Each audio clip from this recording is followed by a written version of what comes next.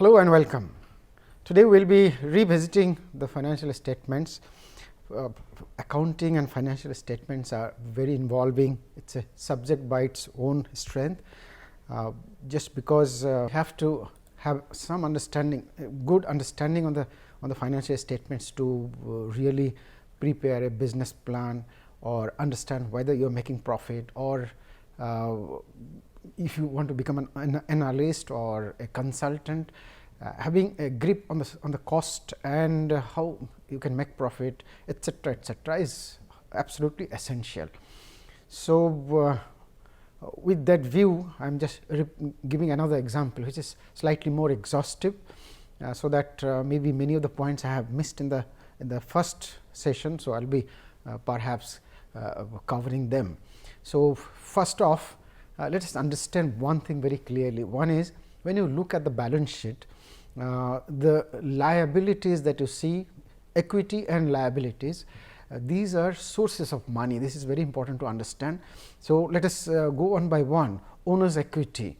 So, owner's equity, for two components make up owner's equity. One is fully paid up share capital, that means owners have brought money to the company. So, this is a source of money coming from some source from owners.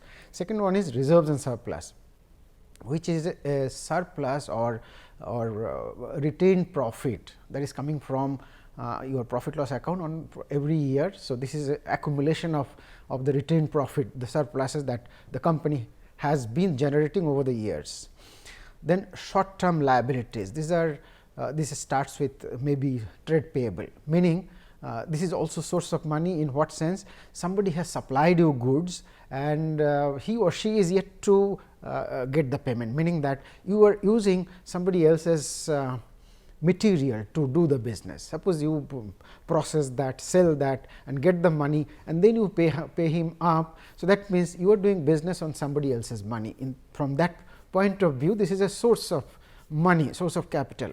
So, that is how trade payable is a source of money. Short term bank loan, meaning why short term? Because you are raising this loan to acquire asset which are short term, like say stock, like say receivables, you want to fund them. So, when you want to fund short term assets, then bank gives a kind of a short term loan called working capital loan. Well, we may or may not discuss that in detail.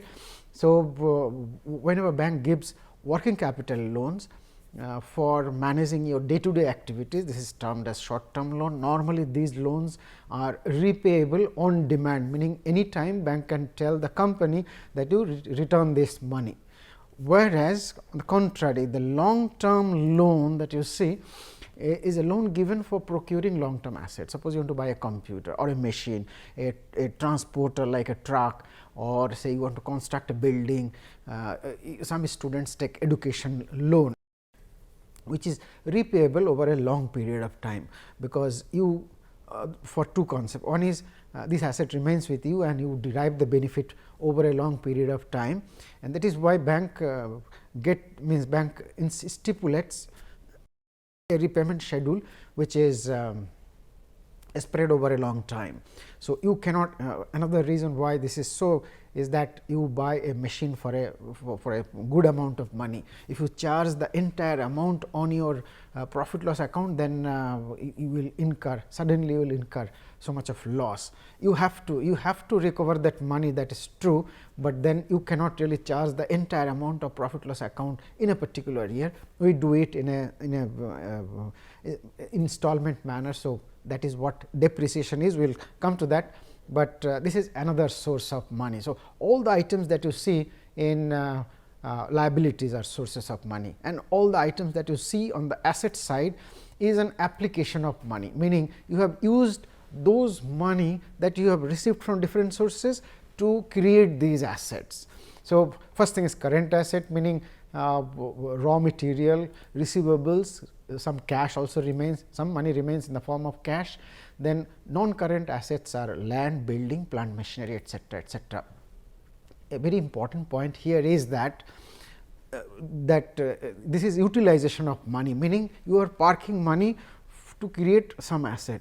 Sometimes, this is very important, you spend money to incur operational expenses, operating expenses, but then this expense may be too high and the benefit accrued through out of this money may be long term. So, for example, you spend some money in research and development, or you build a brand through advertisement, promotion, etc. So, you incur quite a good amount of money in a certain year, then you do not want to charge that into your profit loss account the entire amount in a particular year. You want to charge gradually, because you derive the benefit gradually over the years. At the same time, you do not want to charge the profit loss account with a huge amount of money in a certain year. There will be loss of continuity, or say your profit loss account will suddenly be in the red, then suddenly too much of profit, too much of loss. There should be some kind of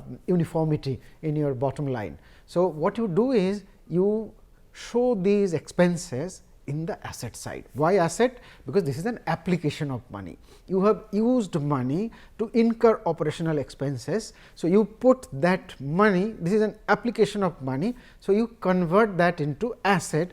Normally, we call it capitalization of some expenses, capitalization of operating expenses, capitalization of research and development expenses. Why capitalization? You are kind of converting that into some kind of capital asset, meaning it becomes a long term asset for two reasons. Why? Number one is you derive the benefit over a long period of time. Number two, you amortize that, meaning you allow a portion of that total expense as expense and charge it to the profit loss account. So, you recover this entire expenses over a long period of time. So, it has a nature of fixed asset, means capital asset. That is why these are this term will come very soon. So, I am just explaining that beforehand, that amortization meaning you capitalize some operational expenses like research and development, advertisement expenses, and particularly for startup, you capitalize the preliminary and pre-operative expenses, meaning the expenses that you incur before you actually go to market and gain some sales. Suppose you are developing a product, it takes suppose 2 years. So, during this 2 years you are paying some salary to your employees or whosoever are doing the research, then there will be someone to clean your room, then someone to do the errands, and like rent that you pay, like whatever expenses that you incur during this 2 years, you do not want to show that as expense immediately. You want to capitalize that, keep it in the balance sheet in the form of capitalized preliminary and pre-operative expenses, and then you want to amortize that over maybe 5, 6, 7, 8, 9, 10 years of your liking, of your choice, meaning you can amortize that in 5 years. If you think that this is a small amount of money, if I amortize in 5 years, it is not going to significantly adversely affect my profit loss account, then you can amortize it for 5 years, you can amortize it for 10 years. It is your choice depending on your level of comfort. Having said that, let us go through the entire process of this financial statement preparation. See, in today's world, every company, even a small company, perhaps manages their accounting using some kind of computer software. So, the question may be, why should we learn this, is like this: whatever you become, suppose you are an entrepreneur, or you are a manager, or you are an analyst, or say you are kind of a consultant, you need to have a grip on every item in the financial statements. Why so? Because suppose you are a consultant and you have an assignment to recommend somebody as to what should they do to improve profit. So, you need to understand where the company can cut corners and reduce cost, or maybe how they can increase the price without affecting sales, etc., etc. To understand that, you must have a fair idea what these expenses are, which one is expense, which one is capital in nature, what is balance sheet item. It is very important to understand, otherwise you will not be able to do, whether you are an analyst or anything, whatever. So, you will have at the end of the year, suppose you are sitting with all the data. So, what are these data, where are they coming from? In a physical format, these data are maintained in the form of ledgers. So, suppose payment of rent, there will be a ledger of rent, and at the end of the year, during the year, whenever you paid rent, you have inserted an entry in the rent ledger, and at the end of the year you make a sum total of that, you get payment of rent during the year. Likewise, payment of advertisement expenses during the year. So, all the expenses, there will be a separate ledger. So, you sit with all the ledgers, maybe soft, maybe hard, maybe digital, maybe physical. Now, your job is to classify them or understand them clearly as to which one is revenue in nature, which one is capital in nature, which one will go to balance sheet, which one should come to profit loss account. So, that is why first part is to understand all these classification very clearly. Okay. We will come to that. Before going to classification of them, when you have all the data in front of you, the first thing that you want to do is to estimate gross profit. It is very simple to do, and provided you understand what it is. For gross profit, one thing is to be okay. Before that, we are taking an example of a trading company, which is kind of a retail trader or something where there is no manufacturing. If I add manufacturing, it is going to add a little bit of complexity. I am not going into that. If you understand this, then migrating to a manufacturing accounting will not be very difficult. So, understand that this is only for trading account. Now, if you defining gross profit is nothing but like this. You are making some sales. Suppose you have I started with an example of a stationery shop in a hostel room.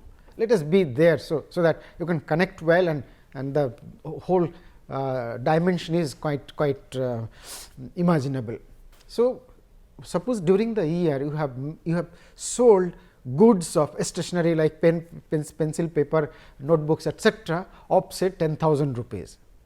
Now, that is your sales, means you have a ledger, general ledger, where you insert sales every time you make some sales, and at the end of the year you have made a sum total of all the sales, that is 10,000 rupees, that is the sales.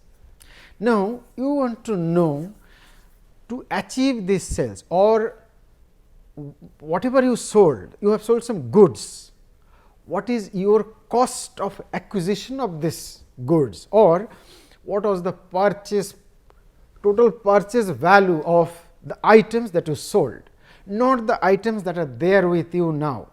Means at the end of the year, if some goods are left, these are left over, not the cost of them. You want to know the cost of the goods that you sold for 10,000 rupees, and then you deduct the sales, deduct the cost of goods sold.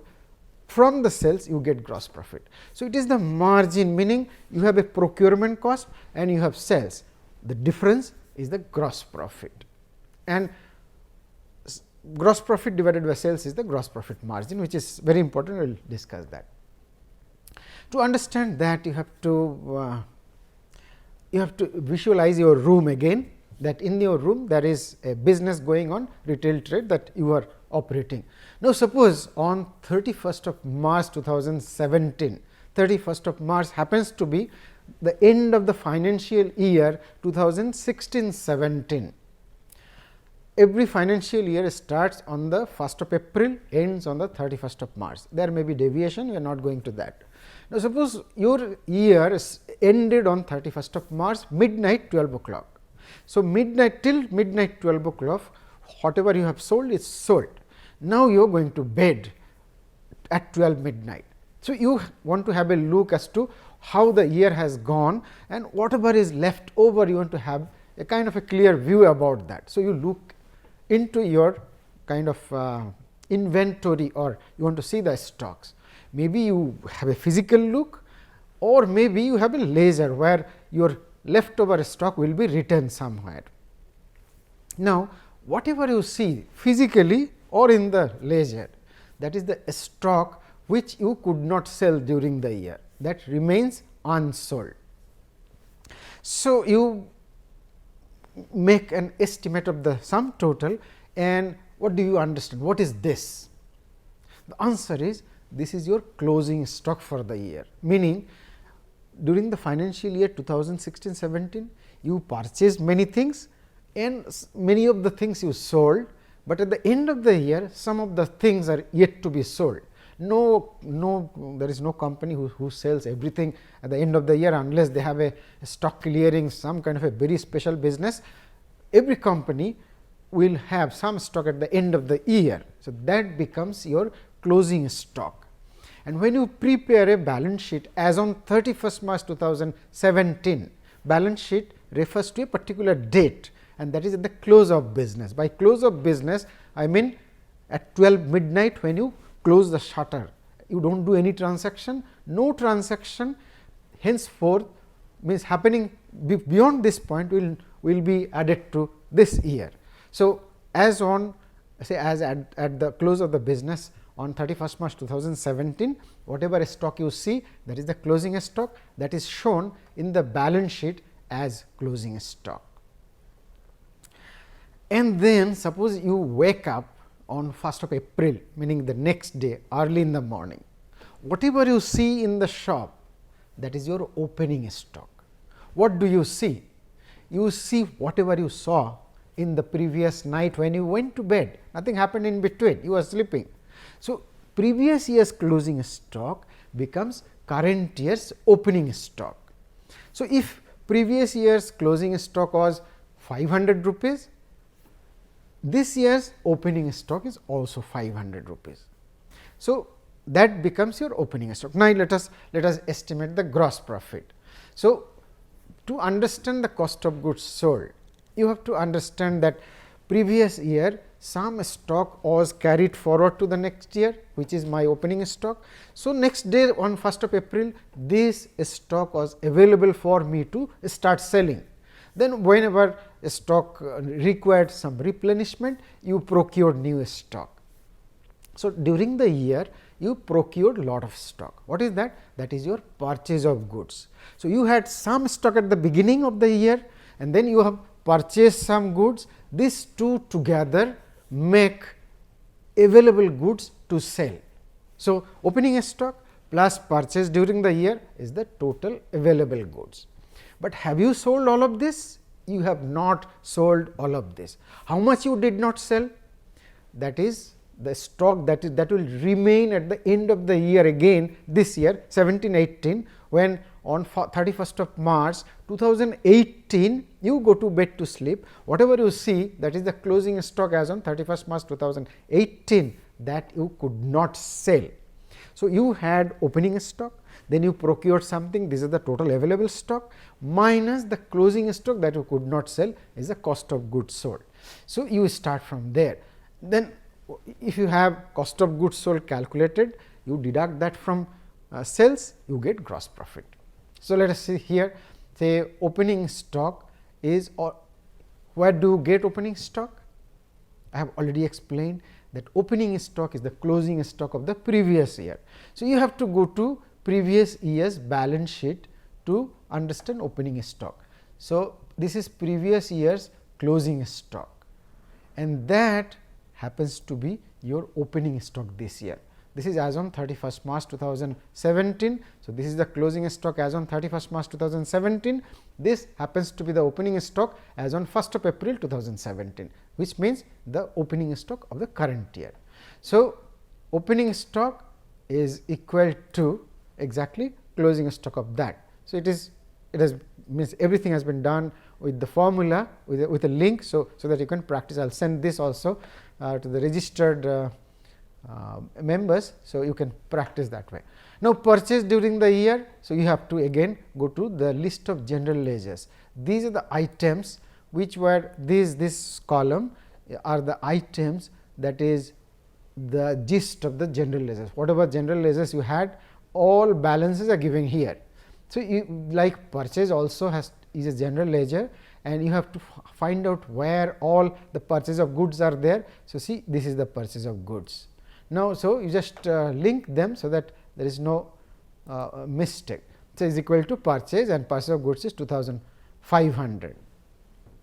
Now, this plus this makes total available goods, which is 2620, minus closing stock has to be there in the ledger. This will not come from balance sheet, because this has been the earlier year opening stock has been closed. Now, you have opened a new ledger, and gradually whatever is left at the end of the year, you want to look at that, and then that comes that is available only in the ledger, that you will take it to this year's balance sheet. When you prepare the balance sheet, you take the closing stock from here and put it in the balance sheet. You also need the data in here to calculate the cost of goods sold.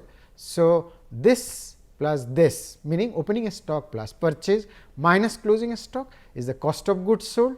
So, sales minus cost of goods sold is the gross profit. Or is the sales? Sales is here 5,000. So, 5,000 minus cost of goods sold is gross profit. One part is done. Next in the order is to calculate operating profit, but you cannot directly go to calculate operating profit. You have to do a lot of things. The first thing first, that is, you have to calculate depreciation. Operating means the objective is to estimate the operating expenses, but one element of the operating expenses is the depreciation.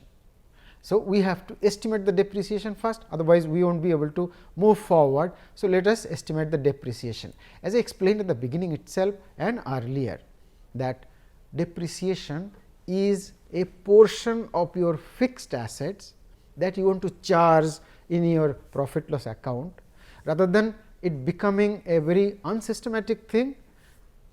There is a process of apportioning your fixed asset into your profit loss account, because you have incurred this expense. Unless you charge that into your profit loss account, this will remain a sunk cost, and you will never be able to recover, and you will have a wrong notion about profitability, because your machine also is contributing. So, machine cost also is to be charged as your cost of production, cost of sales, everything. So, we have to estimate depreciation and charge it as operating expenses, so as to get the real operating profit. So, how do you do that? The formula or the process or the system of doing that is to apply a process. There are many kinds of depreciation. There is a straight line method, where you need to have three data. One is the life of the asset, useful life of the asset, and then whatever is the terminal value, meaning after the useful life, or whatever value you are going to recover from there, and then the initial value. So, initial value minus salvage value or terminal value gives you the depreciable amount. Then you divide that by the useful life, you get per year depreciation, and every year depreciation is the same. That is a straight line method. But for a company, unless you have a computerized system of accounting, depreciating each asset separately is a kind of a challenging thing, particularly in a classroom situation, where you may have say tens of maybe some 10 assets.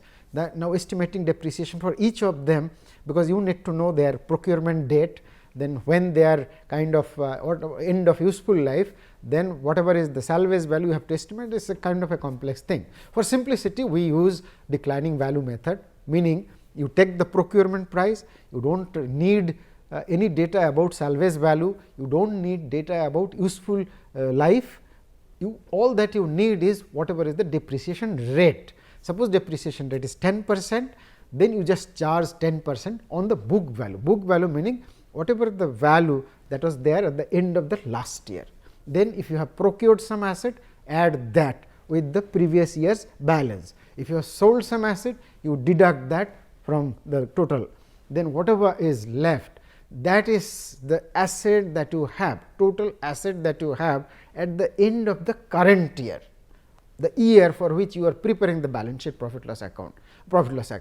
So, at that point of time, that is the total depreciable asset. Now, you depreciate. If it is 10%, depreciated 10%. After depreciation, whatever remains is the book value. Post depreciation is the book value that goes into the balance sheet as on the end of the current year. So, that is about depreciation. So, for one more thing, just let me mention, we have mentioned it many times, land is never depreciated. Land is never depreciated, whatever is the case, if just remember that. Now, you have to say we start with building, then machinery. Why separately? Because normally building has a lower depreciation rate, because building depreciates slowly, it remains for a longer time. So, normally there is a policy that building will be depreciated at a lower rate. Particularly for this example, we are depreciating building at 5% and all machinery at the rate of 10%. Machinery, by machinery we mean, by building we mean any building, whether it is brick building or it is a factory shed or any kind of building, say a room for security guard or a quarters for your employees, any kind of building will be depreciated at 5%. It is not standard, but for this example. Machinery will include all the machinery, all the equipment, even a truck is a machinery, is a computer is a machinery. So, all the equipment and machinery and whatever you fixed asset you have, long term asset except land will be depreciated at 10% as machinery. So, for building as per last account, so you have to see the previous year's balance sheet, whatever was the building. So, see building was 500 rupees. Now, you have to see whether we have procured any new building during the year. So, you have to go through the entire list of ledgers and see whether there is some kind of a construction of building or sale of building. This is to be accounted for. So, I will not waste lot of time. Actually, here perhaps there is a factory shed or something. I have put in green color. So, you just look for anything, the construction of factory shed, that is 200. So, you have to add that with the previous account, and there is no other item as far as I remember. So, we will not waste lot of time. So, building as per last year account is 500 and we have constructed a factory shed. So, this is new purchase. So, it becomes 700. Our depreciation rate is at the rate of 5%. So, 700 into 5% is 35. Now, you deduct 35 out of 700, you get depreciated value of the total asset, total building asset. So, your new book value becomes 665, not as on 31st March 2017, but as on 31st March 2018. Okay. Now, machinery as per last year account, just as the depreciation, plant and machinery, here you have 1000. I am not going there just to save time. Then you have to see whether we have made purchases of new machine. So, you have to now visit the entire list of general ledger item. Purchase of equipment is one. So, this is 200. Then purchase of land is not part of it, because land is not depreciated. Then purchase of truck is another one. So, 200 plus 300 makes 500. Purchase of telephone. Telephone means it is a handset, maybe a cell phone, maybe a land phone, whatever phone that is, it is a gadget, a machine. So, this is also part of equipment. So, 500 plus 20 is 520. Then you have purchased a computer for 20. So, 520 plus 20 is 540. Now, there is no other asset. So, this is the addition, 540 is the new addition. Add them up and you have total of 1540. Now, you have to see whether you have sold any machine. Incidentally, there is a sale of machine for 50. So, you have to deduct that. So, if deduct that, you get a total depreciable asset equipment of 1490, that you depreciate at the rate of 10%, you get 149 as depreciation. Then book value becomes 1341, meaning this total depreciable asset minus depreciation makes you this is the book value for the year 2018, meaning for the time as on 31st March 2018, this is the book value for equipment. Now, this depreciation 149 plus depreciation for the building, sum total of that is 184. This is the data that we are interested in for estimating operating expenses. Then there is similar kind of an entry called amortization, which will be there somewhere in the ledger or your policy, that we are going to amortize our preliminary pre-operative expense or some expenses, whatever is there, it is right here. Amortization of capitalized preliminary and pre-operative expenses, meaning that you have incurred some expenses before the start of the company, that is 100. Now, you want to not 100, that is there in the balance sheet, but 100 out of that you want to amortize this year. Look at the balance sheet and you will get this data. This is amortization is an asset. So, it should be in the asset side. Why asset? Because you have spent some money. So, this is an application of money, that is why it is an asset. So, you may have confusion that this is an expense, now we have capitalized. So, this should be a liability or something, but this is actually an asset because of the philosophy that this is an application of money and you have to recover that. So, it was 1000, but this year you are amortizing to the extent of 100. So, it will be reduced by 100 because you are charging your profit loss account by 100. So, next year the amortization that is to remaining to be amortized will be 900, 1000 minus 100, whatever that is, let us be here. So, depreciation is 184, amortization that is to be charged to the profit loss account is another 100, this is to be added to your operating expenses. So, now operating expenses is here and you can see all the formulas. Okay, now this is very important that we classify them, we have discussed, but I have a long exhaustive list of items. See, payment of rent, the rent that you pay and you forget about it, any periodical expenses that you make, mostly they are operating expenses. Rent you pay per month and forget about it, the guy who received the rent goes away. Advertisement expense, unless you capitalize, this is operating expenses. If you capitalize, that is different. Salary is operating expense because you pay on a monthly basis and that is part of your regular expenses that goes into your product or services. Fuel cost goes into your product and it is consumed during the year itself. Insurance mostly you pay on a monthly basis or yearly basis. So, it is spent off and it becomes part of your regular expenses. So, it is operating expenses. Employee benefit also is operating expenses. Now, purchase of land is a capital asset, that is a balance sheet item, that is not an operating expense, because it is not going directly into your product or service, it is contributing, but it remains with you for a long time. Whatever portion of your fixed asset like equipment is going into your production, that you are showing as depreciation. So, that we are accounting for gradually, not during the year. So, this should be absolutely clear. Transportation expenses, maintenance expenses. Transportation expenses is a money that you give to a transporter like a truck owner or say a rickshaw or whosoever is doing your transportation. But suppose you purchase a transporter, a truck, that is your equipment, that is not allowed as an operational expenses. A portion of that is allowed like in the form of depreciation, but not the total cost. So, this year you are buying a truck for something, purchase of truck of 300, you do not allow that as operating expenses because that is a capital asset, you allow only a portion of that. We have already taken into account this part in here and we have depreciated that by 10%. So, 10% of that 30 rupees has come here. So, that is how all the items are classified. So, eventually we have all the items. I have tried to make it exhaustive, but there are many more items, particularly in digital age, there are many digital expenses like say for internet, for website, for what not. So, that is how this operating expenses are estimated. So, 1734 is the total. You can see the formula and see how they have classified. The discussion that we made should be good enough. So, you deduct this from your gross profit to get operating profit. So, remember that operating expenses include all the operating expenses and depreciation and amortization, but not interest. Interest is deducted later. So, whatever is the operating profit, this is also termed as EBITDA, EBITDA, EBITDA, meaning earning before interest, tax, interest and tax, earning before interest and tax, operating profit.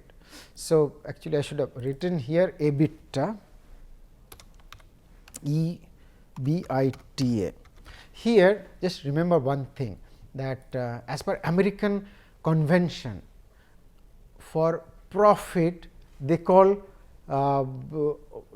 earning, but in India we call profit. For we call net profit, they call net earning. We call operating profit, they call it operating earning. So, sorry, this is EBITDA, EBIT. So, for EBITDA means earning before interest and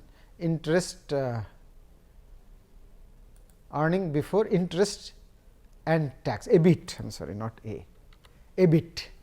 So, earning before interest and tax. Why earning? Because it is an American word, American acronym. In Indian context, it should be profit before interest and tax. Whereas, there is another term called EBITDA, which is earning before interest, tax, depreciation and amortization.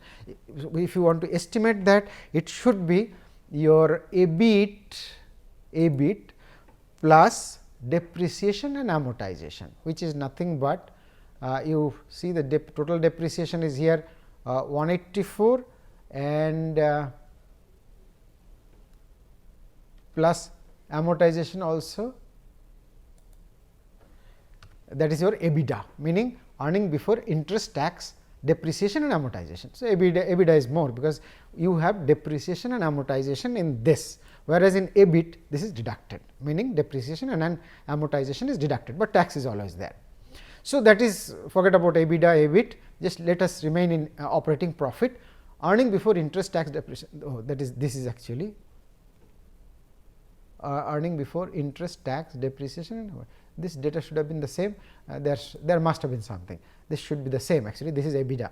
So, this is this should be E12, E12 is where 12 is operating profit, whatever, this is just the philosophy should be clear. I will correct it and send. I do not know why these two data are becoming different. Then you deduct interest from operating profit, you deduct interest from operating profit to get profit before tax. Then you pay income tax on that, say 30% or whatever, then you get net profit. Out of net profit you pay dividend. Net profit is the amount that belongs to the owner, they can do anything out of it. Now, the tax is paid, so this money belongs to the owners. So, they decided to pay dividend of 100, they could have decided to pay 500 rupees as dividend, then you deduct all the 500, whatever is left, you carry forward that to balance sheet, add it to reserves and surplus, that becomes the new reserves and surplus. So, this year founders decided that okay, 100 rupees is to be deducted as dividend, they paid themselves 100 rupees. So, retained profit is 404, this is to be added to previous year's reserves and surplus to get the new reserves and surplus. Okay. Before we go to the balance sheet, let me explain. Gross profit margin is gross profit divided by sale, operating profit margin is operating profit divided by sales, net profit margin is net profit divided by sales, everything is with reference to sale, multiplied by 100, of course, that goes without saying. Now, if you go to the balance sheet, you will see that whatever is the reserves and surplus you have here as on 31/3/2017, this is to be, means your current year retained profit will be added to this to get the next year's reserves and surplus. We will give a break at this point and then we will restart in the next session. Thank you very much.